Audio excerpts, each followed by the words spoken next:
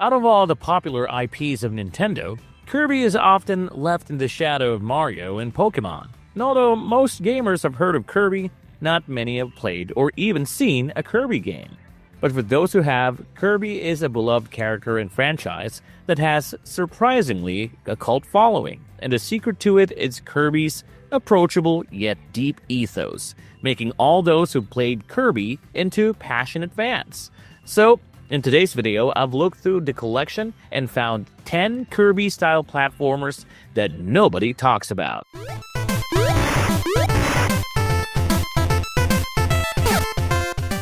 Trip World, 1992. Developed by Sunsoft, Trip World is one of the most artistically beautiful games on the original Game Boy. It's spiritually connected with Kirby's Dream Land, focusing on a pacifistic, transformative adventure, although you do end up kicking, punching, and stomping on a lot of furry creatures. You play as Yakupu, a small, rabbit-like creature on a quest to recover the Flower of Peace, which has been stolen and thrown the world into chaos. Much like Kirby's copy abilities, Yakupu's primary mechanic is transformation.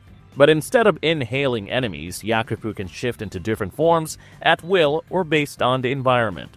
You can sprout wings to glide through the air, transform into a fish for underwater exploration, or grow long legs to sprint across dangerous terrain. This emphasis on movement and adaptability makes the exploration feel fluid and creative. What makes Trip World different from other platformers is its non-confrontational nature. Most of the creatures you encounter are neutral and will only attack if you strike them first. Although some enemies are aggressive and will attack freely, most of the creatures in the world are just minding their own business. The game emphasizes the beauty of its world through incredibly detailed animations and a lush 8-bit soundtrack.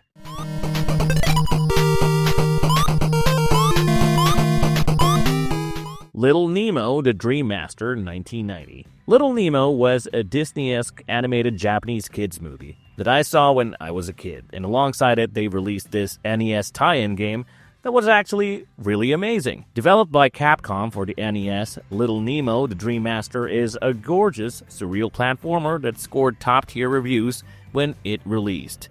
It absolutely nails the aesthetics of the movie, as well as the core concepts of befriending the creatures in Slumberland, this game's version of the transformations. Nemo's primary mechanic involves feeding candy to various animals you encounter. Once they fall asleep from the sugar rush, Nemo can hop on them to use their abilities. This is how you solve the environmental puzzles and obstacles. If you need to climb up a vertical wall, you need to use a lizard. If you need to smash through obstacles or need to fly somewhere, you need to use a mole or a bee. Because this is a Prime-era Capcom title, the animation and music are light years ahead of most NES games.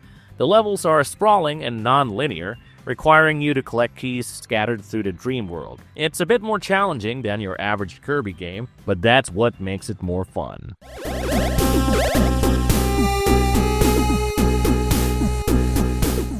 Euphoria The Saga, 1991. Known as Hebereki in Japan, Euphoria The Saga is a Sunsoft-developed gem that has the same wacky, funny charm that Kirby has. It never made it to North America during the NES era, so it's rather a rare lost masterpiece. While Kirby is usually a solo adventure, Euphoria is about building a team of oddballs, and you can swap between them for different abilities. You start as Bop Louie, but you'll eventually find Freon Leon, who can swim, Shades, who can high jump, and Gil, who can walk underwater. This lends to its exploration style where everything is an environmental puzzle, and you need to utilize the specific abilities to discover secrets. Each character has a unique feel and a bizarre special attack that gives each character, and really the game as a whole, a really nice charm and personality. While it's a platformer at its core, Euphoria features a large, interconnected world that encourages backtracking as you unlock new teammates. It's a Metroidvania light in that way. The character designs are peak Sunsoft design, cute, slightly off-kilter, and beautifully animated. The world is filled with weird humor and catchy music that keeps the tone light and quirky.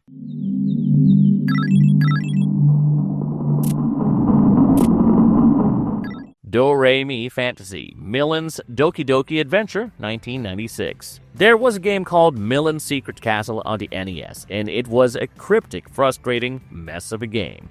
DoReMi Fantasy, Millen's Doki Doki Adventure, is its sequel on the Super Famicom, and it's completely different from its prequel. Developed by Hudson Soft, it is a pure, joyful platformer that arguably stands alongside Kirby Superstar as one of the best-looking games on the system. Millen's primary tool is a bubble wand, which allows you to neutralize enemies in a creative way. You trap monsters in large bubbles, which you can then use as temporary platforms to reach higher areas or punch them to send the enemy flying.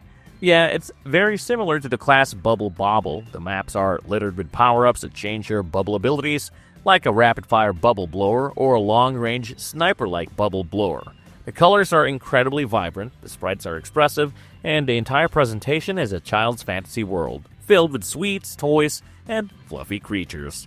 Despite it being a kid-focused game, the controls are tight, and the level design is creative. The gameplay is fun, and it's just challenging enough to keep you hooked the whole day through.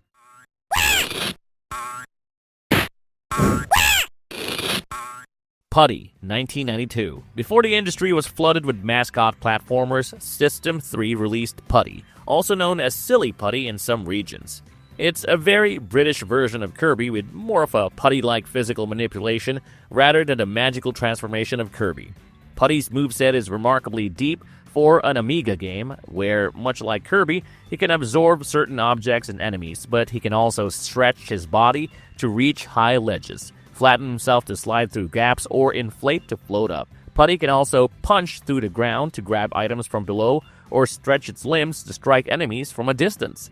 Its gameplay loop is more creative and gives you many solutions to solve problems that you can chain together to be the ultimate Putty being. The levels aren't linear Mario-like sprints, but more akin to obstacle courses that are about using your morphing abilities to solve environmental puzzles. The world is filled with bizarre, unsettling character designs that give it a unique identity compared to the cutesy designs of the other games of its ilk.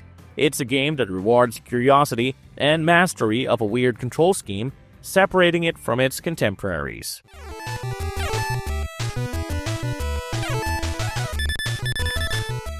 Felix the Cat, 1992. While Hudson Soft's Felix the Cat is based on the legendary silent film era cartoon, the gameplay has the most classic Kirby energy so far. Its tiered power-up system turns Felix's famous magic bag of tricks into an evolving arsenal of ridiculous vehicles and transformations. Instead of eating enemies to transform, he instead collects magic tokens scattered throughout the level to upgrade his bag. He starts off with a basic punching glove that can only hit straight ahead. Then, he'll upgrade into what I think is a showbiz outfit, where his singing crate sparks that deals damage in a 360-degree area around him. Then he can get the car upgrade, which allows him to shoot projectiles, and finally, the tank lets him shoot explosive cannon shells to travel in an arc and roll on the ground. There are even specialized tiers for air levels, going from a balloon to a plane, and sea levels where you go from a submarine to a dolphin. Its design is very solid and powerful for an NES title, looking like it should have come out from the SNES instead, as it handles colors and rendering that makes the visuals seem impressive for the system.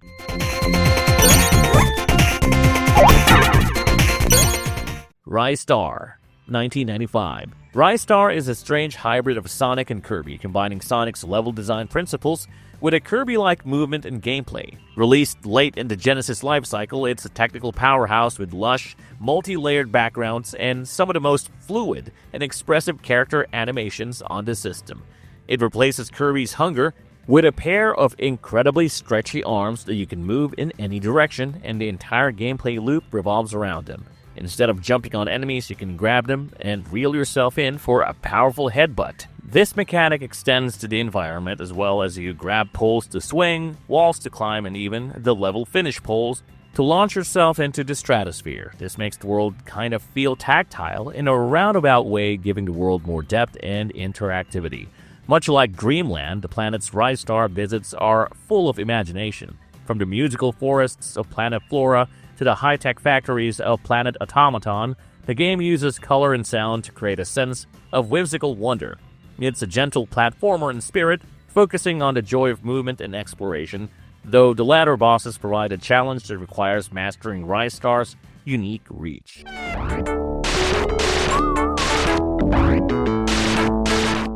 Rolo to the Rescue, 1993. Developed by Vector Dean and published by Rolo to the Rescue is a hidden gem for the Sega Genesis that features a surprisingly complex ability system for its time. You play as Rolo, an elephant who has escaped the circus and is on a mission to rescue his animal friends from the cruel ringmaster. Throughout the game, you rescue 4 different animal companions: a squirrel who can climb, a rabbit who can jump high, a mole who can dig, and a beaver who can swim. Once rescued, you can swap between these characters at any time, provided they are in your current party, which turns the game into a fun obstacle-based puzzle platformer where you're constantly switching between animals to overcome the environmental obstacles.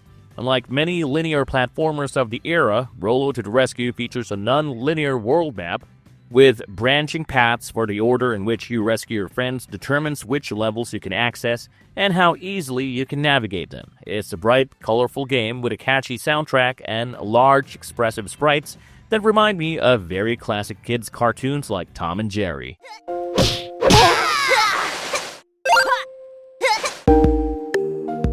Monster Tale 2011. Monster Tale, developed by Dream Rift, is a brilliant hybrid of Kirby, Metroidvania, a beat-em-up, and, surprisingly, Pokémon. The most recent entry on this list, coming out for the Nintendo DS, it utilized the dual screens in a way that very few games ever mastered, creating a multitasking platformer. You play as Ellie, a girl with a magical bracelet accompanied by a small monster named Chump. The top screen is where the platforming and combat happen, while the bottom screen acts as Chump's pet sanctuary.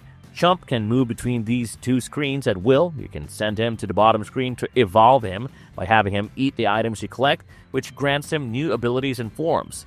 It mirrors the Kirby copy ability, but with a permanent companion whose growth you manage. Chomp can transform into over 30 different forms, each with unique attacks that help Ellie with combat and platforming. The game features some of the best pixel art on the DS with vibrant colors and fluid animations that give it an almost modern retro feel. The world is interconnected like a Metroidvania, and as Chomp evolves, you unlock new paths and secrets, keeping the exploration fresh.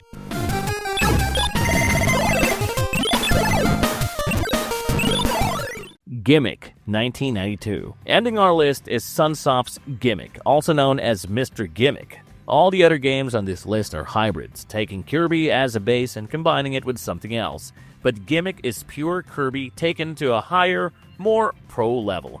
Your primary weapon is a star that you generate above your head, but unlike Kirby stars, which are simple projectiles, your star in Gimmick has complex inertia and bouncing physics. You can throw it to hit enemies, of course, but if you bounce it off a wall, you can jump on it, using it as a platform to reach greater heights. You can also surf on your star, allowing you to slide on diagonals and build up momentum to fly up quarter pipes. This creates a surprisingly high skill ceiling, requiring a mastery of the game's physics engine. Visually and musically, the game was released so late in the NES lifecycle that it utilized custom audio hardware and graphics techniques that most 8-bit games were incapable of. When I first booted up the game and heard that intro music, I literally started dancing in my chair. It's just that fire. It has amazing music, beautiful art, high-quality physics and mechanics, and difficult level design. In short, it's one of the best games on the NES. Dreamland is a wonderful place, but as we've seen, it's not the only place that has fun and exploratory charm. Rather, I should say it kinda amazes me that there aren't more Kirby-like platformers, as it's a solid and fun gameplay loop. But I suppose that Mario has such a strange hold on the genre that Kirby-like games are left on the sidelines, forgotten until fans stumble upon lists like this one.